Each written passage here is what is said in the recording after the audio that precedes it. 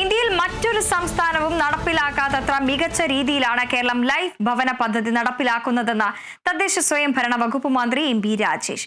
കേന്ദ്രം നൽകുന്ന 72,000 രൂപ കൊണ്ട് കൂട് നിർമ്മിക്കാൻ പോലുമാകില്ല. സർക്കാരിന്റെ കാലാവധി കഴിയും മുൻപേ 7 ലക്ഷം വീടുകൾ പൂർത്തിയാക്കുമെന്നും മന്ത്രി പറഞ്ഞു.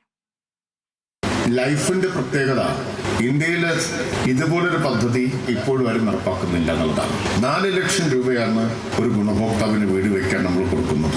കേന്ദ്ര ഗവൺമെന്റിന്റെ ഒരു പദ്ധതിയുണ്ട്, PMAY ഗ്രാമീൺ. അതിൽ കൊടുക്കുന്ന പൈസ എത്രയെന്നറിയാമോ? 72,000 കൊണ്ട് എറിയാട് ആർക്കെങ്കിലും വീട് വെക്കാൻ പറ്റും? കോഴിക്കോട്ട് നിന്നുള്ള ഒരു ഗ്രാമപഞ്ചായത്തിന്റെ അപേക്ഷയാണ്.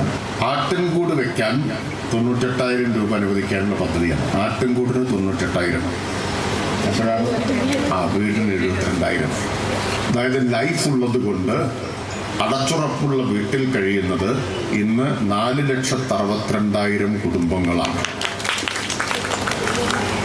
ഈ ഗവൺമെന്റിന്റെ കാലാവധി കഴിയുമ്പോഴേക്കും ഒരു 7 ലക്ഷം പേർക്ക് വീട് നമുക്ക് കൊടുക്കാൻ പറ്റും.